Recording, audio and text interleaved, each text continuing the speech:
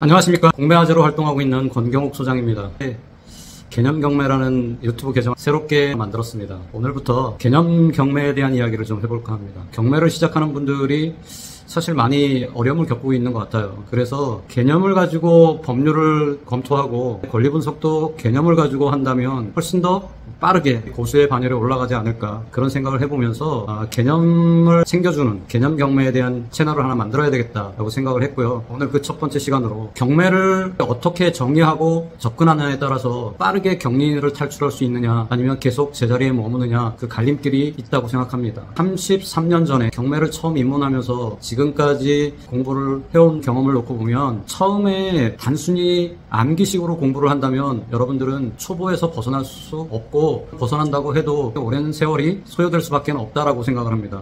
자, 그럼 개념이 뭐냐? 숲을 먼저 봐야 된다는 얘기입니다. 숲을 보지 않고 나무를 먼저 보려고 하다 보니까 본인의 지식이 한계가 있어요. 그래서 숲을 이해하고 그 숲 속에 어떤 나무들이 어떤 구역에 어떻게 심어져 있는지에 대해서 이해를 하셔야 된다는 의미입니다. 장황하게 설명드렸지만 좀 체계적인 이야기를 좀 해보겠습니다. 경매를 시작하는 여러분들이 이해하는 경매, 그게 과연 뭘까요? 그걸 먼저 이해하고 넘어가셔야 해요. 일반적으로 공개 경쟁 입찰로 매각 대상의 물건을 매수할 사람을 찾는 게 경매입니다. 그렇죠? 그런데 이 광의의 경매를 단순히 대법원에서 진행하고 있는 부동산 경매, 동산 경매, 여기에만 함축적으로 이해하는 게 일단 처음부터 잘못됐습니다. 좀 전에도 설명드렸지만 경매라는 용어 자체를 먼저 이해를 하셔야 됩니다. 공개 경쟁 입찰을 통해서 매각 대상 물건의 매수자를 찾는 행위를 모두 경매라고 부릅니다. 이런 경매에는 두 가지가 있어요. 하나는 공적인 경매, 하나는 사적인 경매입니다. 쉽게 예를 들어볼게요. 대법원 부동산 경매는 공적인 경매예요. 세금 체납자의 재산을 압류해서 한국자산관리공사를 통해서 진행하고 있는 공매, 이것도 공적인 경매예요. 그러면 사적인 경매는 뭐냐? 많이 들어보셨죠? 미술품 경매, 그 다음에 골동품 경매, 이런 것들. 사기관에서 매각 대상 물건을 공개 경쟁을 시키고 그걸 통해서 매수자를 선발하는 그런 사적 경매를 이야기하는 겁니다. 뭐 이 구별해서 쓰자고 하는 얘기가 아닙니다. 이런 것들을 이해하고 경매나 공매를 들여다보셔야 한다는 겁니다. 그 개념 자체를 이해하고 계시란 말입니다. 자, 그러면 공적인 경매가 우리 레이더에 포착이 돼서 그걸 지금 해보려고 하는 거잖아요. 공적인 경매, 제일 대표적인 게 대법원 경매, 또 원비도 공매라고 있습니다. 유료 경매지에서 하는 게 경매 아닙니까? 이렇게 생각하실 수 있는데, 대법원의 경매 홈페이지에서 정보들을 가져다가 각색해서 권리분석이라든가 아니면 대법원 사이트에서 얻을 수 없는 정보들을 더 추가해서 돈을 받는 그런 유료 경매 사이트들이 생겨났을 뿐이지, 원천은 대법원 경매라는 거죠. 홈페이지도 있습니다. 그러나 그곳에서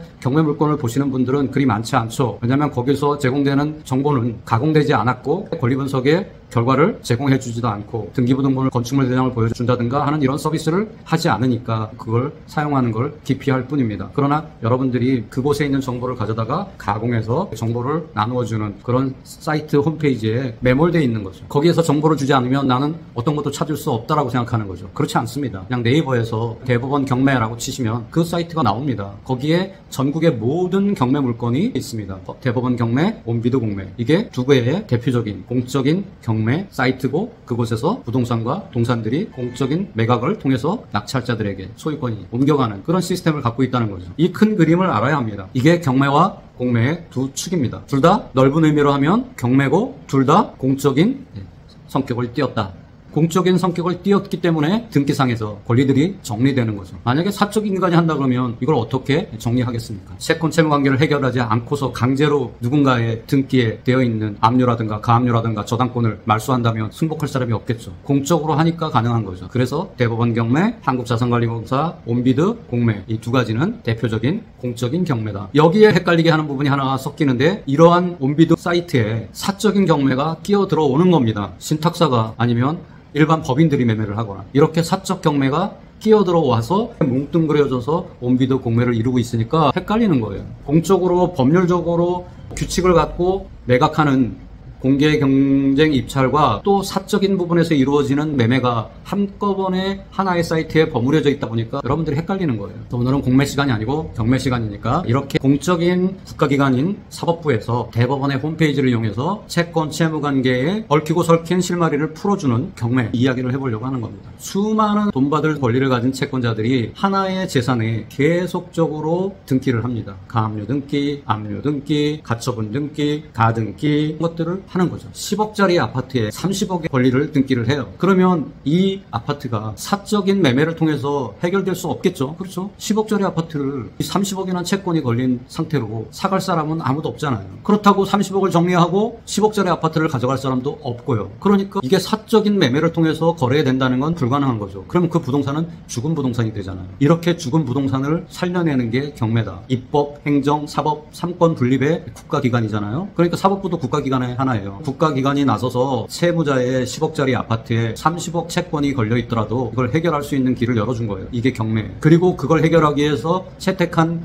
법률 내용이 소멸주의, 말소주의인 거죠. 그래서 어떤 특정한 권리가 있으면 그 권리를 기준권리로 삼아서 그 기준권리 이하에 있는 모든 권리는 싹 다 소멸한다라는 소멸주의를 채택을 한 거죠. 자, 그러면 설명드린 것처럼 10억짜리 아파트에 30억짜리 채권이 걸려 있어요. 수십 개 채권이 걸려 있어요. 총 합이 30억이에요. 사적 매매로는 해결될 수 없다 그랬죠. 그런데 법원이 나서서 경매합니다라고 올리면 이때 이 물건은 공적인 매매 대상이 되면서 소멸주의가 적용되면서 등기를 깨끗하게 할 수 있다라는 법률을 만들어 버린 거죠. 민사집행법에서 이 이야기가 나옵니다. 그래서 소멸되는 거죠. 기준권리를 찾아서 그 이하는 다 소멸시켜주는 거예요. 그러면 5억에 낙찰받았더라도 30억의 채권은 등기에서 싹 사라지는 거죠. 싹 사라지는 겁니다. 그래서 깨끗한 아파트를 제공받게 되는 거죠. 이러한 것들이 너무 매력적이라서 사람들이 경매에 참여하게 되는 거예요. 그리고 5억에 받을 수 있었던 물건을 또 다른 사람이 6억을 쓰고 또 다른 사람이 7억을 쓰고 또 다른 사람이 8억을 쓰고 또 다른 사람이 9억을 쓰고 어떤 사람은 9억 5천을 써서 10억짜리 물건을 가져가는 거죠. 이해되시죠? 이게 경매라는 거예요. 민사집행법이라는 법률을 만들어 놓고 이 법률에서 각종 채권 채무 관계가 얽혀서 도대체 실타래를 풀 수 없는 물건들이 생길 때 이것들을 경매를 신청해서 매각을 하면 권리가 빠른 사람들이 그 매각 대금을 나눠 갖고 후순위의 배당 순서에 있는 사람들은 못 가져가지만 이 물건을 정리해서 일부의 채권자들만이라도 채권을 회수해갈 수 있게 도와주는 역할을 하는 거죠. 만약에 이렇게 도와주지 않는다면 그 어느 누구도 못 가져가겠죠. 팔 수가 없으니까. 아무리 선순위의 저당권을 갖고 있어도 팔아야 돈이 나오고 돈이 나와야 그걸 가져갈 수 있는데 채권이 30억이나 걸려있는 아파트를 일반적으로 매매를 한다면 팔릴 수가 없잖아요. 이게 경매의 선순환이에요. 이런 개념을 이해하고 있어야 돼요. 그 개념 속에서 소멸주의를 이해하고 있어야 돼요. 그래서 등기를 깨끗하게 지어주는구나. 그리고 그걸 공적인 기관이 해야만 먹히는구나. 사적인 기관이 한다면 어느 누가 그걸 인정을 하겠습니까? 후순위로 돈 떼인 채권자들은 가만히 있겠습니까? 법률에 의해서 그걸 가능하게 하니까 가능한 거지. 이해되시죠? 이게 경매입니다. 여기서 개념을 하나 더 찾으면 이제 임의경매와 강제경매를 분류할 수 있어야 합니다. 어떤 사람은 임의경매를 하고 어떤 사람은 강제경매를 한다는 거예요. 지금 노리고 있는 아파트가 임의경매로 나왔는지 강제경매로 나왔는지 뭐가 중요해? 라고 생각하시는 분은 멀리 못 갑니다. 지하철에서 모르는 역을 갔을 때 목표로 하는 목적지가 어디에 있는지 지하철 내부에 있는 지도를 통해서 확인하잖아. 지금 내가 현 위치가 어딘지 확인하잖아요. 난 지금 4번 출구 앞에 있구나. 내 목적지가 6번 출구로 나가야 되는구나. 지도상에서 6번 출구가 어디지? 돌아서 저쪽 끝으로 가야 되는구나. 돌아서 끝으로 가서 6번 출구로 나가서 목적지를 찾아갈 수 있잖아요. 이렇게 내비게이션을 해야만 목적지에 빨리 도착한단 말이에요. 그러니까 내가 지금 노리고 있는 아파트가 임의경매로 나왔는지 강제경매로 나왔는지 인식해야만 이게 어떤 스토리를 가지고 지금 내 앞에 와 있구나라는 게 한눈에 보인다는 거예요. 이 물건이 경매에 나오게 된 스토리가 뭐가 중요해요? 그렇게 얘기하시는 분이 있는데 그렇지 않습니다. 중요해요. 스토리를 알아야 얽혀있는 내용들을 풀어갈 수 있고 낙찰받은 다음에 명도할 때도 필요하고 그 물건을 또 다른 임차인에게 내놓을 때도 필요하고 그 물건의 소유자로서 그동안에 있었던 스토리를 알고 있는 것 자체가 소유자로서 역할을 하는데 큰 도움이 된다는 거예요. 이 모든 게 합쳐서 수익화로 연결되는 거고요. 자, 그러면 강제경매는 누가 신청할 수 있고 임의경매는 누가 신청할 수 있고 어떻게 둘이 성격이 다른지에 대한 이야기를 해보겠습니다. 채권과 채무관계가 얽혀있는 부동산을 강제적으로 매각하는 게 경매라고 말씀드렸잖아요. 그러면 그 경매를 신청하는 누군가가 있을 거잖아요. 누가 주체가 되면 강제경매고 누가 주체가 되면 임의경매라는 거예요. 채권 채무관계를 일단 이해하셔야 합니다. 자, 채권 둘로 나눌 수 있습니다. 돈 받을 권리를 가진 자를 채권이라고 하죠. 자, 돈 받을 권리를 가지려면 돈을 빌려줬겠죠. 돈을 어떻게 빌려줬느냐에 따라서 두 가지 채권자가 발생합니다. 친한 친구에게 그냥 돈을 빌려줬다. 그러면 믿고 빌려준 거잖아요. 이런 걸 신용채권이라고 합니다. 그런데 사회에 나와서 알게 된 지 얼마 안 되는 직장 후배가 돈을 빌려달라고 하면 선뜻 믿고 빌려줄 수 있습니까? 아니겠죠. 갓 만난 회사 동료가 돈을 빌려달라고 하면 담보 있어요? 저 아파트 갖고 있어요. 그럼 아파트에다가 저당권 설정해 주시면 마침 여유자금이 있는데 빌려드릴게요 라고 돈을 빌려줄 수 있겠죠. 요렇게 빌려주는 돈은 담보채권이라고 합니다. 신용채권과 담보채권 둘은 아니죠. 이렇게 담보채권을 갖는 게 꼭 사람만 아니죠. 금융기관도 이렇게 담보채권으로 빌려주잖아요. 은행이 아파트 담보 대출 얼마 해줍니다 이렇게 얘기를 하잖아요. 그런데 은행도 또 직장인이면 신용대출도 가능해요, 공무원 신용대출 가능해요 라고 현혹하잖아요. 금융기관도 어떤 대출을 했을 때는 신용채권자고 어떤 대출을 했을 때는 담보채권자로 이렇게 바뀐다는 거죠. 은행이면 다 담보, 사람이면 다 신용, 그게 아니라는 거예요. 그래서 강제경매가 뭐냐, 임의경매가 뭐냐 그러면 은행이 하면 임의경매 아니에요? 이렇게 이야기하시는 분들이 너무 많아요. 그러니까 이 개념 없는 거죠. 그렇게 시작하는 게 아니에요. 대출을 누가 했느냐가 중요하지 않아요. 믿고 그냥 빌려줬느냐 아니면 담보를 잡고 빌려줬느냐, 이 차이예요. 그런데 여기서 혼란을 주는 내용이 또 하나 있어요. 뭐냐, 담보권자, 담보물권자라고 얘기할 때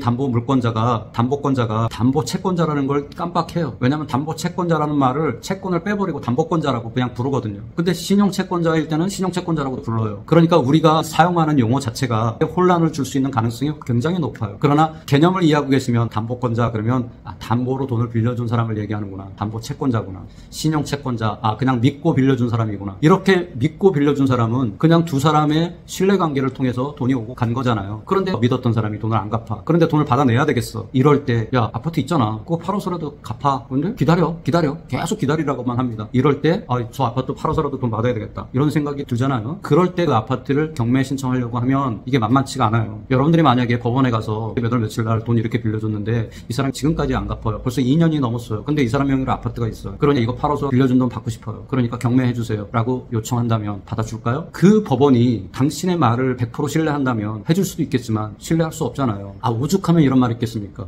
부엌에 가서 들으면 며느리 말이 맞고 안방에 가서 들으면 시어머니 말이 맞다는 얘기가 있잖아요. 누구 말을 듣느냐에 따라서 달라지잖아요. 채권자의 말만 믿고 이 사람이 정말 돈을 빌려가서 안 갚았는지 어떻게 알겠습니까? 그러니까 뭐라 그럽니까? 경매법정에서 이렇게 이야기합니다. 국가기관의 확인을 받아오세요. 당신의 말을 신뢰할 수 없어요. 거기서 얘기하는 국가기관이란 뭡니까? 사법부를 얘기합니다. 민사법정. 그래서 민사법정에 쫓아가서 이렇게 돈 빌려줘서 증거자료가 있어요, 이 사람한테 돈 받고 싶어요 라고 소송을 걸면 그 소송을 대여금 반환 청구 소송이라고 합니다. 빌려준 돈을 반환받기 위한 청구를 하는 소송이에요. 대여금 반환 청구의 소송을 걸어서 증빙자료를 다 내고 해서 판사가 빌려준 게 맞네, 계좌 찍혔네, 이런 걸 다 확인하고 빌려간 돈 얼마를 언제까지 갚아라, 그리고 이자 얼마를 지급해라, 이렇게 판결문이 나는 거죠. 이 판결문을 들고 가면 이제 경매법정에서 인정해준다는 거죠. 이렇게 진행되는 경매가 강제경매예요.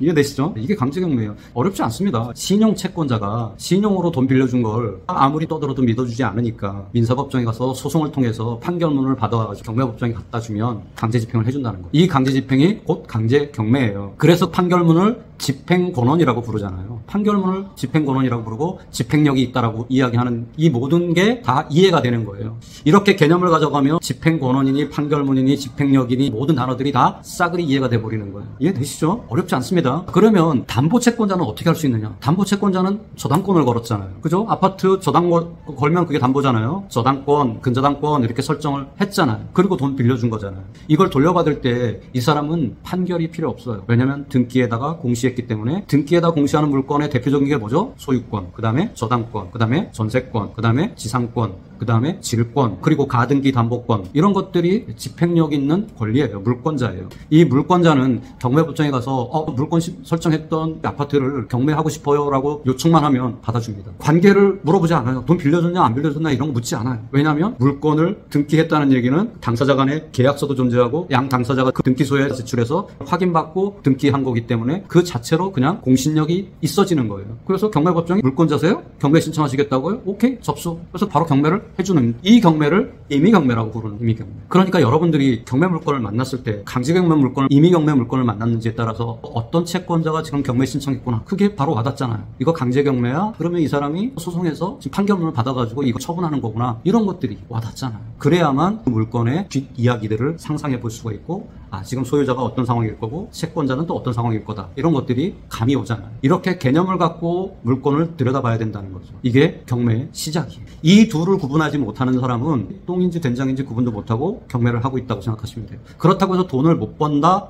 그건 또 아니에요. 뭘 몰라도 사실 돈 벌 수도 있긴 해요. 그러나 그가 갈 수 있는 길은 멀지 않다. 무조건 외우면서 공부하는 사람의 결실이 없다라고 얘기할 수는 없습니다. 외워서 아는 것도 아는 거기 때문에 결실은 있을 수 있어요. 그러나 그 사람의 공부의 깊이는 거기서 끝이죠. 그러나 개념을 챙기고 경매 공부를 하시는 분들은 더 멀리 갈 수 있습니다. 거기서 한 발 더 나가면 또 다른 새로운 개념을 챙기게 되고, 그렇게 개념이 넓어져 가면 법률적인 개념이 생기는 거죠. 그러면 그 안에서 법률 관계를 깨닫게 되고, 그러니까 이익과 해가 관계되어 있는 사람들, 그들의 상태를 다 확인하면 그 속에 임차인의 입장도 보이고, 채권자의 입장도 보이고, 채무자의 입장도 보이고, 담보 제공한 사람의 그 처절한 아픔도 보이고, 그리고 입찰하는 나의 상황도 보이는 거죠. 이게 지하철 입구에 있는 위치도와 비슷한 역할을 해주는 겁니다. 그래서 지금 내가 어느 위치에 있구나. 이렇게 하면 임차인이 아픔을 당하는구나. 이렇게 하면 채권자들이 돈을 덜 받게 되는구나. 이렇게 하면 임차인이 집을 잘 비워주겠구나. 이렇게 하면 임차인이 못 받는 돈이 생기니까 명도에 어려움이 생기겠구나. 다 한눈에 보여야만 그게 권리 분석이에요. 단순히 등기가